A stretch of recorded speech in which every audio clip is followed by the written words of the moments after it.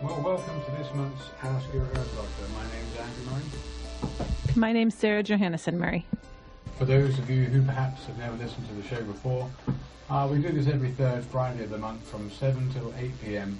We're both licensed medical herbalists who graduated in England with a degree in herbal medicine, and we consult with people about a wide range of conditions and to basically give nutritional advice, etc., about whatever it is they need help with.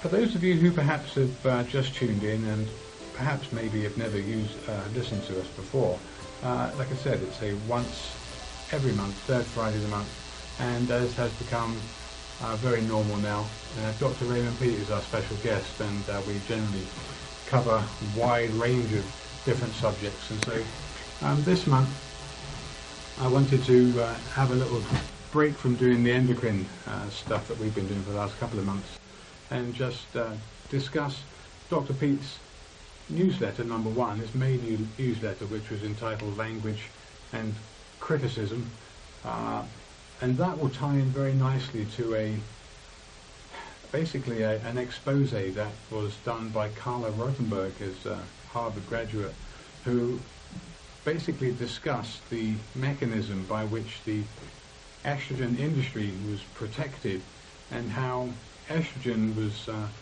given good light and good press and used in HRT, contraception, etc., and made billions and billions of dollars for companies like Wyeth and Lilly and Squibb, just to name three or so of the corporations who are involved in it. But more to the point, that progesterone, which is the kind of Andrew, excuse me, I'm not sure why we're not picking you up so well. Sarah, you were coming through quite fine on mic 2.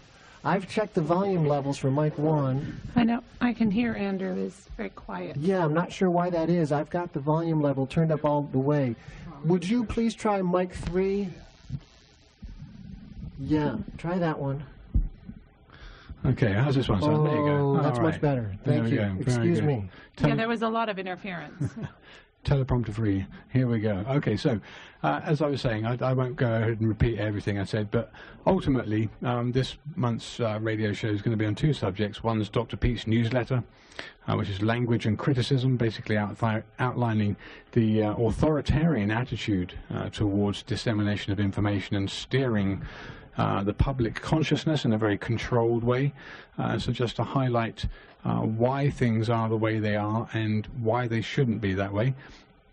And then the other half of the show, which may actually run over until next month, is exposing all the documents and all the proof and evidence that Carla Rothenberg, a PhD graduate, managed to find out about blatant, obvious lies which were included, and misinformation that was included, and misrepresentation that was made supporting the estrogen industry, when actually the papers were there very clearly outlining the negative effects of estrogen and the positive effects of progesterone. Now, and Dr. Pete is a big proponent of progesterone, and I think we'll see, if we haven't already, in the months and the years that we've been doing the show with him, that he's been supporting and advocating the use for women and or men in some instances to be using progesterone. Why it is such a beneficial anti-inflammatory hormone, and why it is that estrogen, which was always maintained as the female hormone that women needed, especially in menopause, why it's such a dangerous chemical to even be promoting, especially after menopause. So I wanted to start the show by reading out a section that last month was going to prelude this month's talk. So saying it's basically, it's not a conspiracy. It's declassified fact that the CIA, the CCF, and the Rockefeller and Ford foundations are all implicated in molding and steering culture and belief systems to their doctrines, and thereby controlling them as high priests. It's not surprising it happens after all. If it wasn't them, the vacuum left would be filled by others. It's just a moral issue of deception and greed behind the construct, which is shameful. So through misrepresentation and bad science, the anti-cancer benefits of progesterone were skewed and suppressed in favor of estrogen, and the estrogen industry's multi-billion-dollar production of contraception and HRT fueled massive profits and a propagandistic population reduction religion. Because of this skewed information, progesterone was added to the California Prop 65 list of known carcinogens. Big pharma interests and lobbying, happy to keep it this way because of financial interest, maintained the disinformation, and academia followed compliance in doctrine and education. So before we get into the expose surrounding the misinformation regarding the effects of estrogen versus progesterone, I wanted to start the show by outlining the truth regarding the criticism in that during the last 10 to 15 years, Dr. Pete's newsletter mentioned that several people have written about the lack of major transformative ideas in science since the middle of the last century, and that the status quo was devoted to maintaining this. So let's just see if Dr. Pete is on the line now. Okay, do we have Dr. Pete yet? Doesn't seem like we do, so we'll just, I'm not sure what we're doing. What's the engineer doing? Do we have Dr. Pete with us? Say again? Do we have Dr. Pete with us? You know, Dr. Pete, are you there? I guess not. I'm sorry. Let me try reaching him again. Okay. All right. Well, until we get Dr. Pete on the line, we'll just continue in the hope that he can be reached. So essentially, the newsletter that Dr. Pete wrote, and this is his May newsletter, outlined that the very war, and I will call it a war, against true science was being waged by a very egalitarian and authoritarian industry, with both regulators, lobbyists, and government, and other big interests at the heart of maintaining a status quo of domination of the market.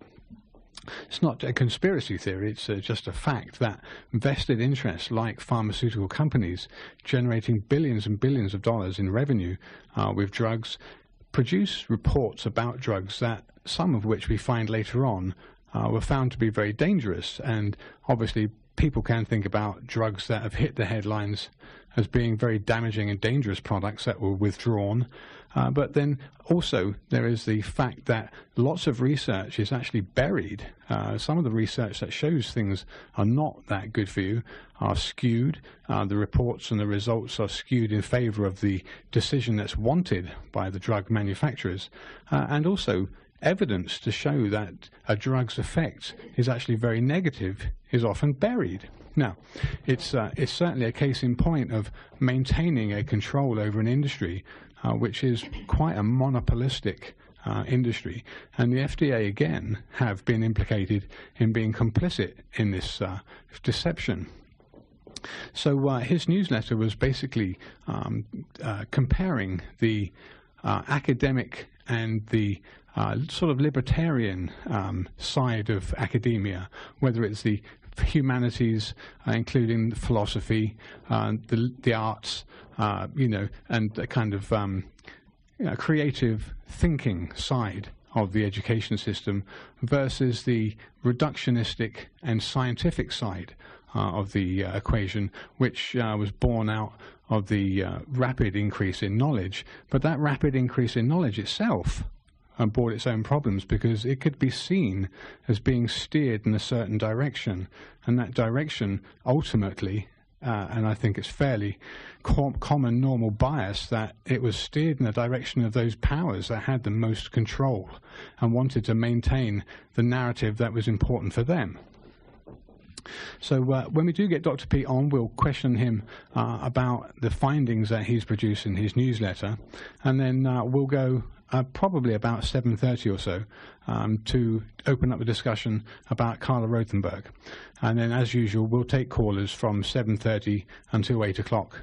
And then people are very welcome to ask questions outside of the subject, but it's always good when we keep on topic. So if people do have questions surrounding either the estrogen industry, progesterone and estrogen's effects, or whether or not there are people that have direct experience with the authoritarian academic mindset that people come across. Another thing I wanted to mention is that funding for these natural hormones that drug companies are not able to patent becomes a problem, because if there's no monetary incentive for them to do studies, then studies are not done on such things that are not patentable, such as thyroid and progesterone, because they're natural hormones. So are we still trying to get Dr. Pete on the line?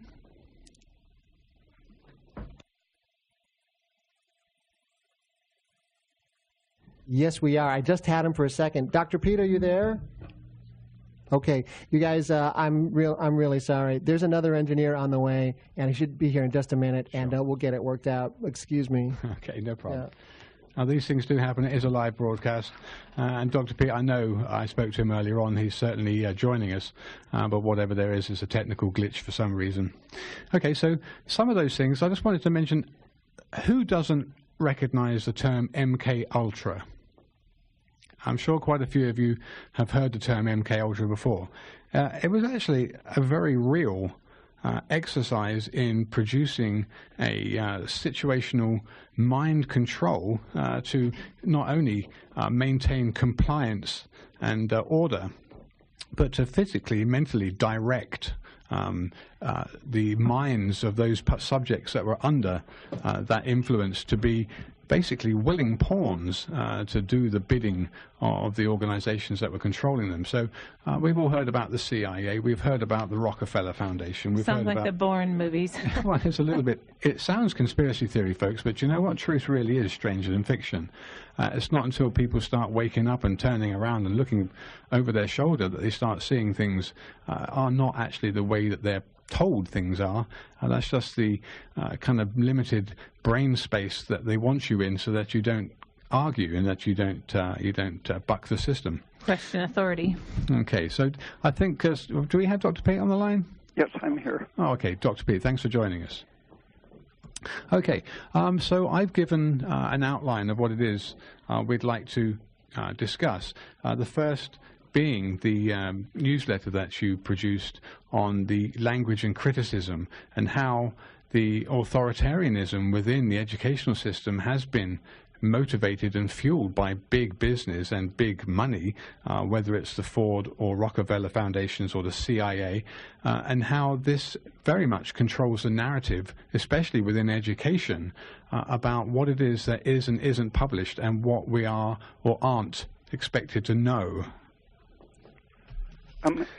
Yeah, the gene theory is really the best basis for an authoritarian theory of society and organization of society. Konrad Lorenz developed the idea of genetically based behavior for Hitler, for the Nazi Party, as the ideology for the race supremacism and elimination of inferior people and so on. And exactly that ideology was taken up by American biologists as soon as the war was over.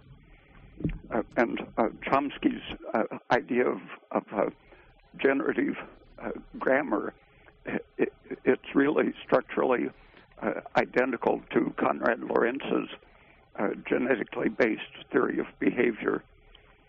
And Chomsky's research is financed by, has been since the 1950s, financed by the Pentagon for use in war making. But it's really the same ideology that Lorenz developed for social control and genocide. Okay, so I mentioned earlier on a little bit about what was brought out in the document here, that the Rockefeller and Ford Foundations, as well as the CIA, actively identified individuals who represented particular features of their ideologies who could exert effects over organizations and people. And it was only the humanities, the languages, the arts, literature, philosophy, etc., that was a major obstacle to this authoritarian civilization. And the funding for this pro-authoritarian direction included prestigious publishing houses, major mass magazines, Hollywood, and broadcasting to dictate the position. Yeah, I gave the example of C.P. Snow's famous article and lecture in the 1950s on the two cultures. that was the ideology was that science was the basis of the true culture, and the humanities, art, philosophy,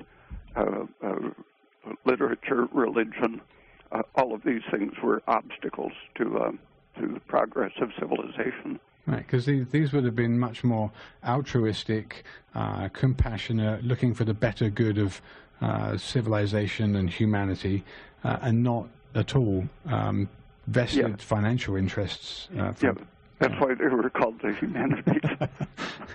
There you go. Because they were humane. Yeah. So what were you saying? You said grammar was structured around this ideology? It started in the 1930s. Chomsky wasn't the originator of the idea. It came out of the early computer thinking that you needed a language that wasn't complex and fluid. If you were going to put all knowledge into computers, things had to be absolutely self-contained. And so they developed a theory of reality in which the reality was made up of self-contained units in which their position in space and time didn't affect them essentially, because they wanted a language to have a one-to-one relationship to reality. And the computers could only handle absolutely discrete units of information. So the ideology of reality was set so that it worked in computers. And that fit with the idea that each of our units of meaning is determined genetically by a discrete molecular structure. And so behavior would be reduced to these discrete units. And grammar was simply one of the types of behavior that could be genetically determined. And so Chomsky was just one of the people completing this theory that genes control behavior, grammar is one of our behaviors, and so language can be reduced to these units. Okay. I mentioned a little bit before, while we were getting you on here, that also the program, the MK Ultra program, came out of the same CIA desire to control, and very much through language. It was called the command and control, wasn't it? I think the tenet. Yeah, you can read some of the Pentagon's books describing what they're doing on the internet. So it does go on. It always blows me away. The more outlandish something sounds, the more realistic it is to actually having happened, and I never fails to amaze me that sometime down the road, even when I am tentatively cautious about adopting that position, that down the road there's more and more evidence that comes out to compel me to believe that this was actually the way it was. It's a little bit of an aside here, but I remember when I first came to this country, 2001, it was in 2002 and 3 that we were starting to visit different stores and seeing what accounts we could raise to, send our products that we produced. And I was talking to one of the people in the store, and probably a 23-year-old female, not an older person, very kind of hip with it, young and just kind of eyes open. And after the end of the presentation that we gave her, she started going on about chemtrails. And she said, yeah, it's disgusting, the chemtrails up in the sky, they're just coalescing and forming this big matte cloud, and they're cooling the earth down. And I'm starting up this coalition here in California to campaign against it. And I just looked at her, and I didn't know what to say. I was speechless. I looked at Sarah, and then we kind of left, and we got back into the car, and I said, wow, that girl is nuts. And you know what? I maintained that position here for a couple of years because I didn't really know anything about chemtrails. It was not something that I was looking at. I wasn't really looking sideways. I was just keeping my head down working. And then slowly but surely, all the evidence was coming out, and I could not believe it. It sounded so outlandish, but it was so true.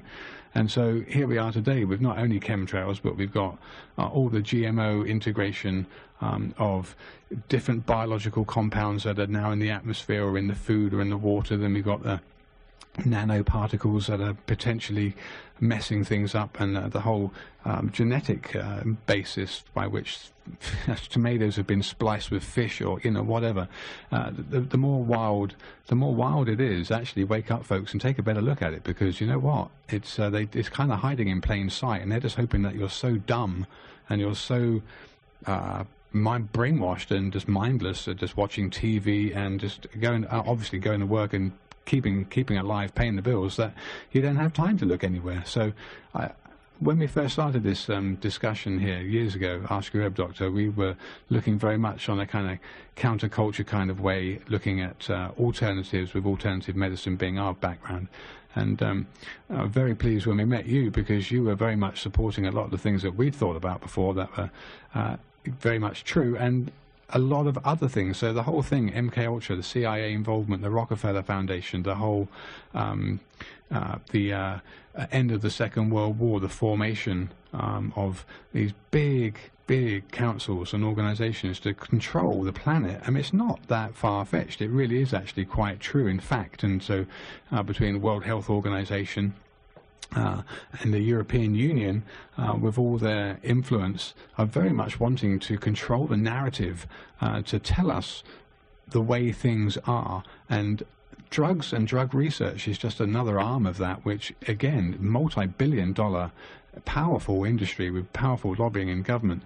So when we do find out later on, in the rare instances when we get told that some of these drugs were crippling people or causing more cancer or just doing more harm than good, we have to remember that tenet of medicine is first do no harm. And I think bringing out the discussion with vaccines, that the vaccine makers are indemnified against all blame, really just lays it open that they are very much hiding behind a government protection that enables a system to proceed pretty much unchecked. And part of the control system is convincing people that medicine is really good for them. Right. Covering up the actual facts of vaccination. But the total cancer picture, for example, I think it's been fraudulent since the turn of the century. 25 years ago, when Donna Shalala declared that the cancer war was being won, I looked at the statistics and saw that she was using fraudulent statistics to declare victory in 1994. And I predicted then that they weren't going to be able to keep using the present statistics to continue winning the war on cancer, because the baby boomers would be reaching the cancer age in the year 2000.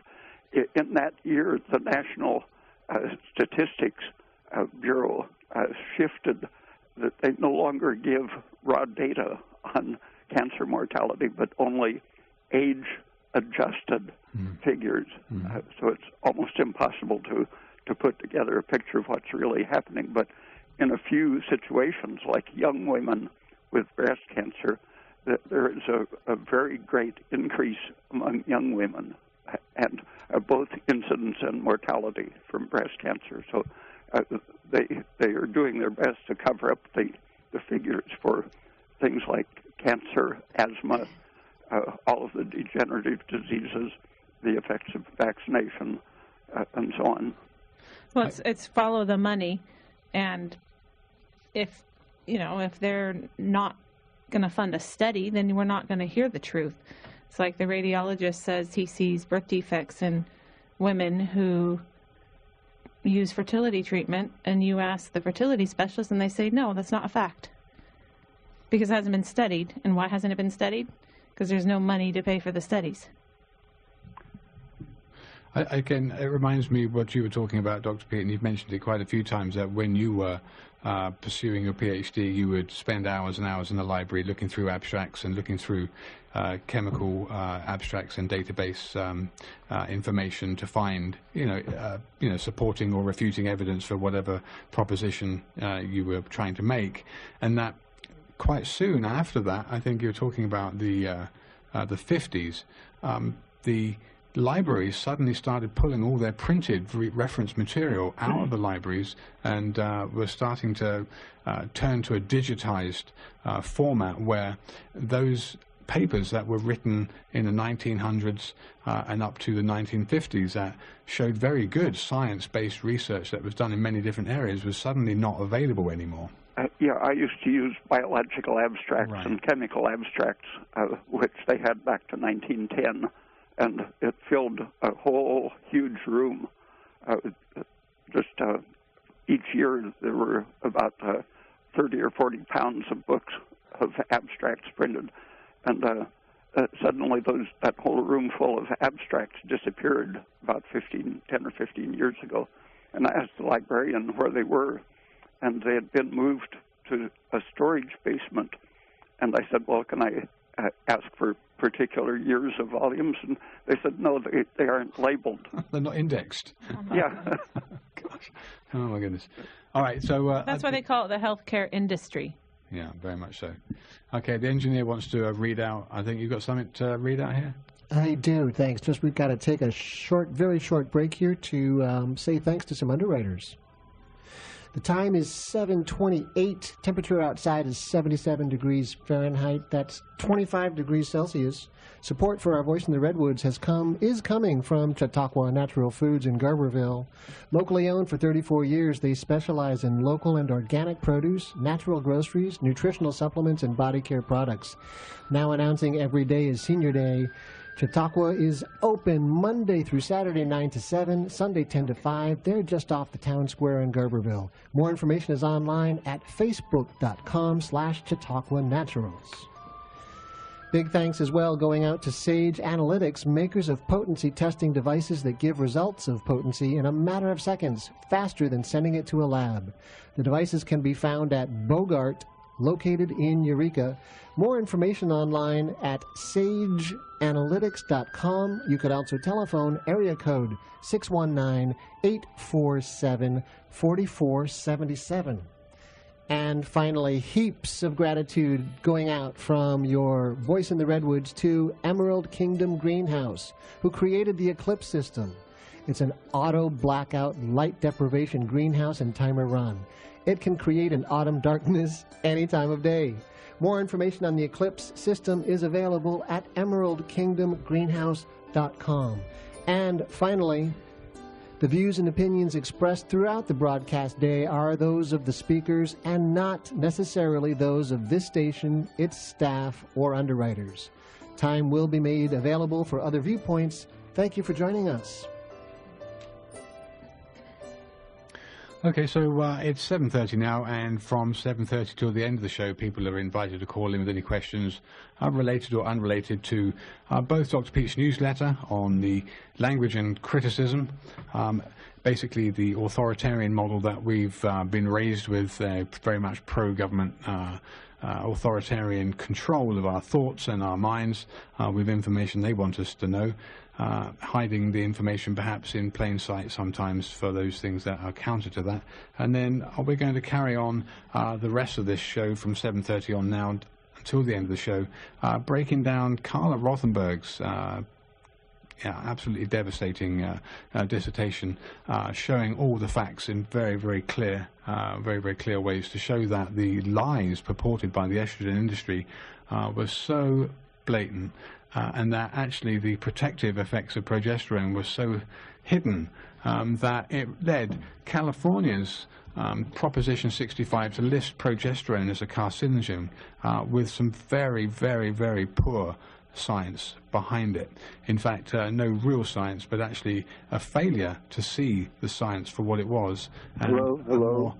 Or more all-willing, inclusive attitude to maintain estrogen as the prominent drug manufactured by the markets. And now they classify breast tumors as progesterone dependent, as well as estrogen dependent. So we will take callers from 7:30 to the end of the show. The number here, if you're in the area, is 707-923-3911. Or if you're outside the area, there's a 1-800 number, which is 1-800-KMUD-RAD. Hello? Yeah, you're on the air. Hello? Yeah, you're on the air. Can you hear me? Oh, yes, hello. So, yes, I have a question. Estrogen is...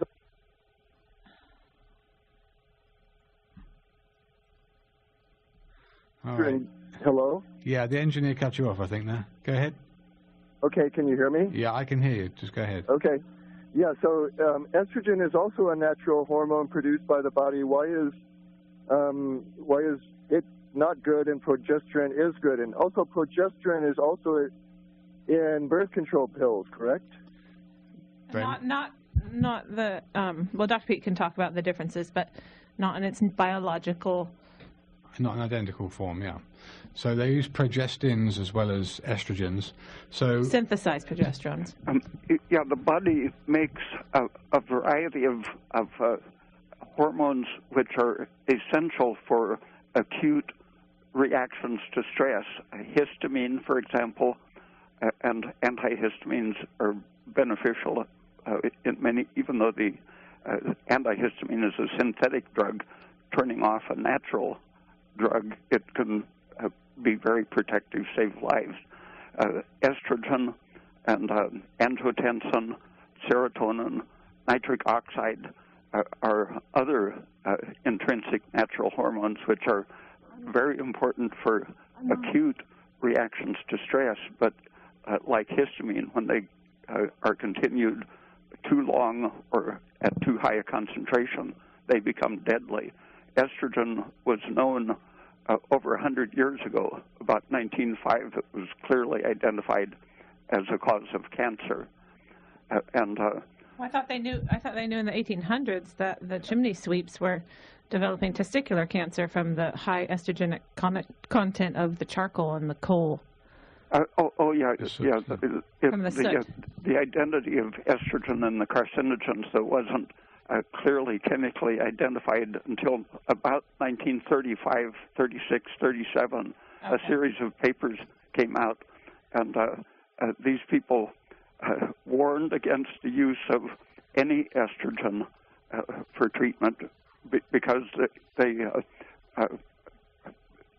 chemical work made clear that the soot carcinogenesis that was known from the 18th century and the various chemical coal tar carcinogens that were studied through the late 19th and early 20th century, these were seen to be essentially estrogenic, creating inflammation, fibrosis, and cancer, as well as the typical estrogen symptoms. And Hello. In the 1930s, already progesterone was identified as the protective agent against the carcinogenic and other degenerative effects of both estrogen and the coal tar soot polycyclic aromatic hydrocarbons. And for 20 years, from 1935 to 1955, that work continued, but it was submerged. The story that Carla Rothenberg tells it makes it clear what was happening. In 1940, 41, the drug companies intervened to create their own stories. First, that estrogen was the female hormone that would support pregnancy and retard aging. Then, in the later 1940s, progesterone, to sell products, they realized that progesterone was expensive to make and couldn't be patented. So each company developed a synthetic product that had some of progesterone's actions, but testosterone for example, has some of progesterone's action. It can sustain the uterine condition that's necessary for pregnancy. But many of the chemicals that showed one of the reactions of progesterone, most of them in the late 1940s had also properties of estrogen. And in fact, they would terminate pregnancy. Progesterone was named for the ability to sustain gestation, progestational. But the synthetic chemicals were given that name even though they blocked, destroyed gestation, created immediate miscarriage or abortion. So the FDA was basically controlled by the drug companies to falsify language, use language exactly in the opposite sense, so that the progestins that have continued to be used in birth control pills, some of them are strongly estrogenic, and all of them interfere terminating pregnancy. And they're not bioidentical progesterone, they're a synthetic progesterone. Yeah, they're anti-progesterones, actually, but the FDA... They do not support gestation. Allows them to be called progestins, and worse than that, the FDA requires that natural progesterone be given the properties of the anti-progesterones. If a synthetic progesterone causes heart disease, for example, then they have to warn that natural progesterone might cause heart disease or deformities of the developing embryo. Well, and also, I'm aware that estrogen is found in food. It's leaches out of plastic bottles. Hormones that are in the oral contraceptive pill are estrogenic. The water supply becomes contaminated with estrogens. What else is there that's estrogenic? Bisphenol A is one of the most widespread synthetic estrogenic substances used in plastics. It's been known for about 120 years.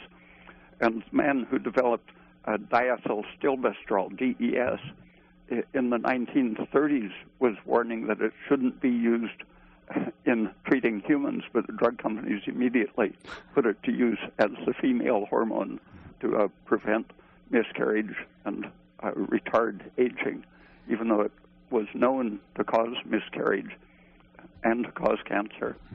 So we're exposed to a lot of estrogens in our environment, but are we exposed to progesterone, natural bioidentical progesterone, in our foods or in our environment?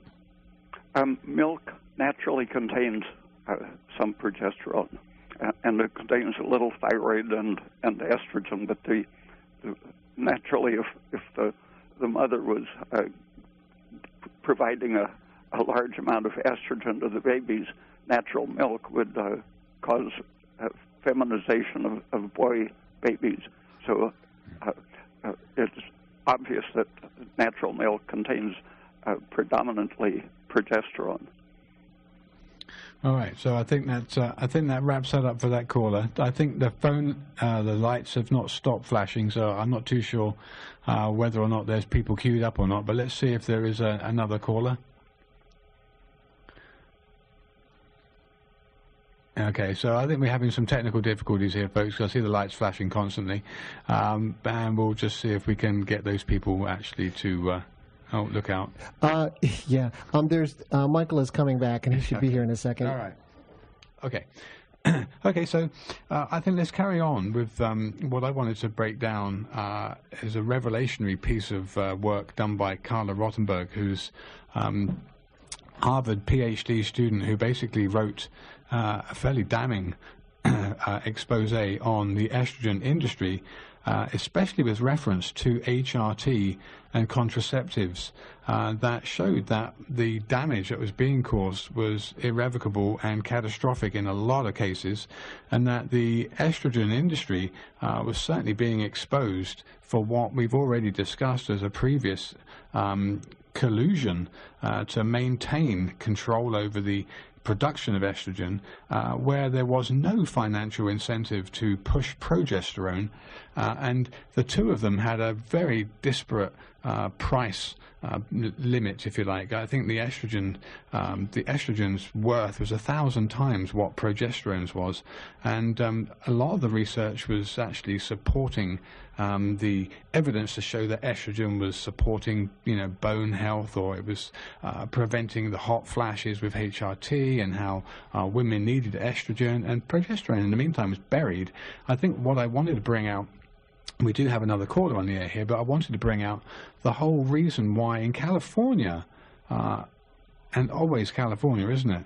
The Proposition 65 mandate that said that chemicals known to the state of California had to be listed on the label of whatever it was you're buying. Again, there's a little bit of a weird spin on this, and that is left to the legislators and the lawyers, in as much as if it's not used internally, you don't have to put that disclaimer on, but if it is to be used internally, you have to list it. Now, the fact that they put progesterone on the Prop 65 list and not estrogen is beyond me. I will get into that after the next caller. So let's take this next caller. Caller, you're on the air. Where are you from? Caller, are you there? we think they're there. Okay, caller, you're on the air. Oh, good. Hi. Where are you from, and what's your question? I have a question. I have called a few times. I'm the one that wakes up every night with a headache. Okay. And I have a question. I traced it back to an injury that I sustained in the nasal cavity. Okay. And what I understand now is I'm leaking cerebral spinal fluid. Okay. Every night. Okay. So it has to do with my fluids. If I drink too much fluid, it can make it worse. But anyway, it oozes water. Interesting. So, Dr. P, what I'm trying to figure out is I had handled my allergies. I have taken the thyroid, and I take quite a bit of it. And I've been on the diet religiously and very carefully. And I'm thinking, let's see, I'm 61 now. Okay. Have the doctors or the medical professionals? No, I really don't want to try that. What I wanted to ask was, have they MRIs. identified this structure that you say is located here at the top of your nose, presumably here at this barrier, the CSF barrier? You said that it's leaking. It's leaking. So has that been visualized? Who told you that it was CSF that was causing the... I've done a lot of studies. I've been at it 8 years trying to figure it out. Okay, Dr. Pete. Yeah, just a few weeks ago, I was talking to a girl who had been having that for at least several months, but her symptoms went back several years since late puberty years, and it's closely associated with high estrogen to progesterone ratio. The pregnenolone, DHEA, testosterone, and other androgens are protective, so it isn't just progesterone, but estrogen makes the blood vessels leaky, and various types of inflammation can set off that leakiness. It isn't necessarily an injury. This girl that I recently talked to didn't have any identified injury. It was just closely associated with PMS symptoms. And vitamin D deficiency is one of the things that can increase the leakiness of the membranes. Has yours been tested? Yes, it was up very high at one time, the vitamin D. I brought it down, I think, to more of a normal range. It was up in the 80, 90s. So I thought maybe 50s would be safer. Yeah, do you watch your calcium to phosphate ratio in your diet? Yes, I have one meat meal a day, and it's done with the gelatin, so I'm very careful with that. And I drink 2 quarts of milk, and then, of course, the orange juice. And have you ever had your estradiol to progesterone ratio tested? I really don't want to do any puncturing to my body, so I don't quite know what else to do there. Okay. I'd rather guess, on that, but I will. I'll go ahead and. Have you tried supplementing pregnenolone or Yes. progesterone? Yes. It was due to an injury. It was a ballooning endocranial adjustment to my nose because my jaw got dislocated. So I wake up every night at about 2 or 3, and I understand that the brain or the body makes cerebral spinal fluid at that time. And so the best thing I can do is drink coffee and sit in a bathtub for about 40 minutes, and then it'll drain out, and then I can go back to sleep. But it's definitely the time of day where you're most subjected to cortisol in terms of low blood sugar. Have you experimented with making sure? Definitely. I eat a lot of sugar okay, now. all right. So it's not. What about antihistamines? I don't take antihistamines. If coffee helps, what about aspirin? I take aspirin. I take three tablets a day. Mm-hmm. I space it out. 3, with the K, of course. Well, What about cyproheptadine, Dr. Pete? Yeah, that I think is the safest antihistamine because it also takes down serotonin excess. Yeah, I tried that, and then I got restless legs, so I could try it again, but it really didn't help me sleep very well. Did you say, Dr. Pete, that you like to recommend like a 1/10 of the normal dose? Yeah, after you've used a few of the typical doses of 1 or 2 milligrams, it seems that you get more sensitive to it and can get a good reaction from a 1/10 of a milligram. Got it. Okay. I'm going to try it. Thank you so much for your help. I love the diet. It's the best diet in the world. I mean, I'm very healthy, but this is quite a conundrum. Yeah. One other substance that has some antihistamine, anti-leakiness effects is Emodin, either from cascara or rhubarb root. Okay. I do take cascara. Can I take just a bunch of it? No. No. Well, I do. It keeps my bowels moving very well, and I appreciate it very much. How much? You said you are using pregnenolone, did you? I do use some much? pregnenolone. I use those little scoops. I use 2 scoops. Well, is that not enough? I don't know what size a scoop is. What is that size, please? 30, probably 150 milligrams. Okay. When I first tried it, I brought back a kilogram from Syntex in Mexico, and I felt so much better on 100 or 300 milligrams. I wanted to see if it was safe to recommend, and so I ate about 3,000 milligrams a day for a year, and felt great.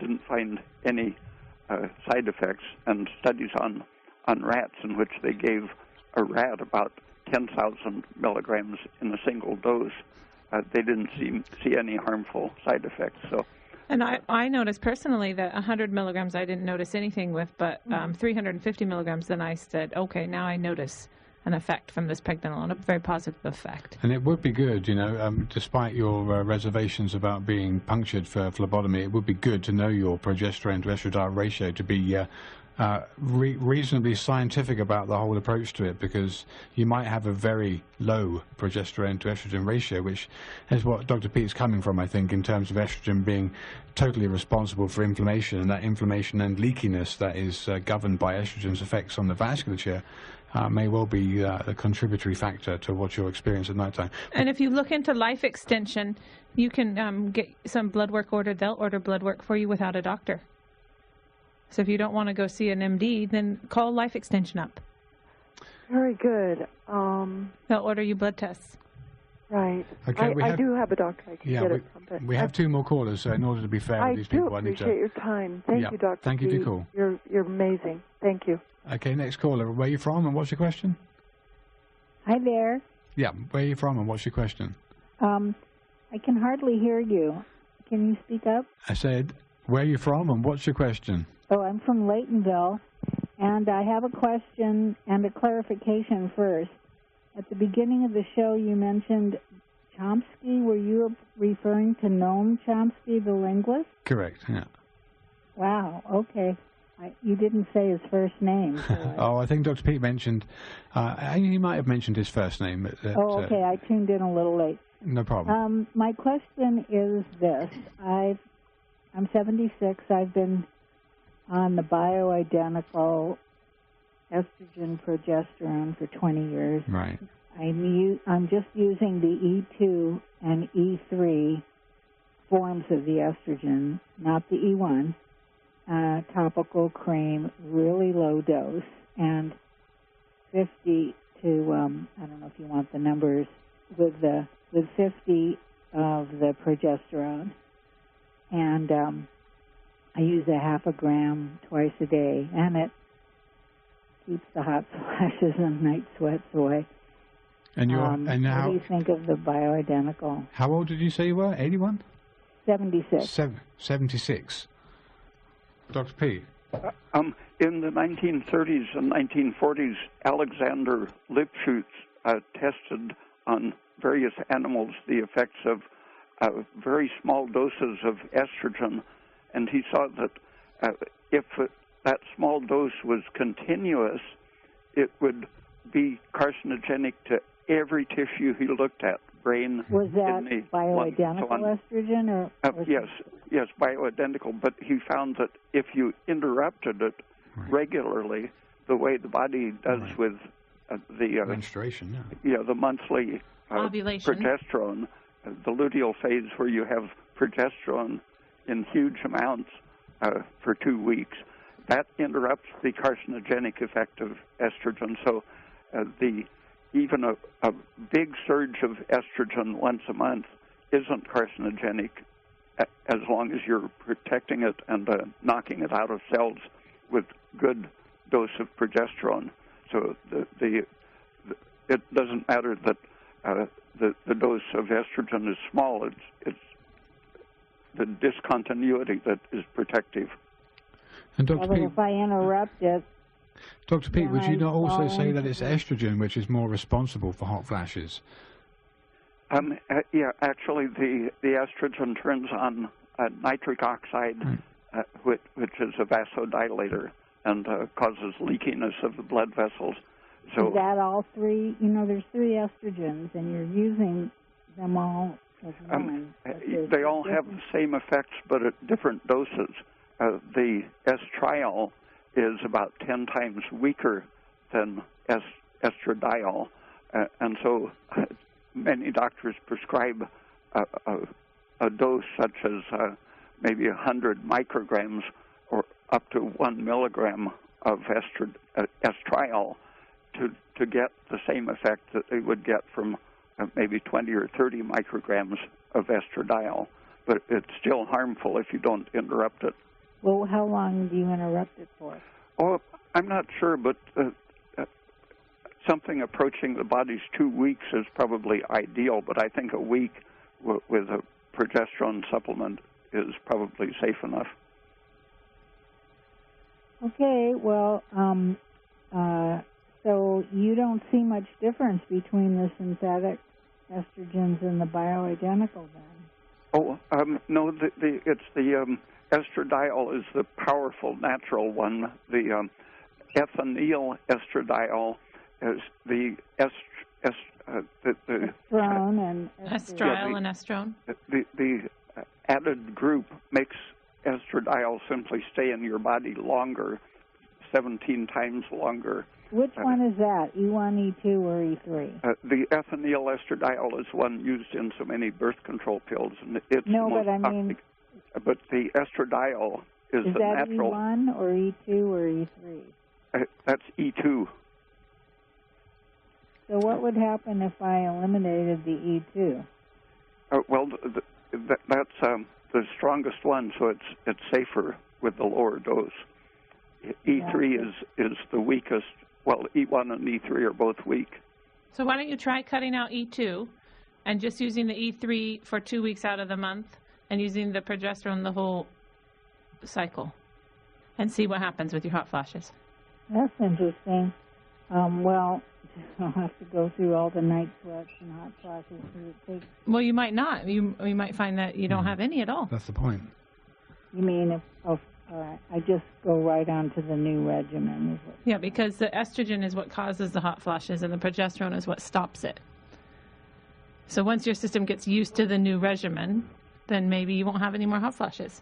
But we do have another caller on the line. We could maybe squeeze in one more quick call. I don't know if we can. We'll just try. Caller, you're on the air. Where are you from and what's your question? We've got to be quick. You've got about 2 minutes.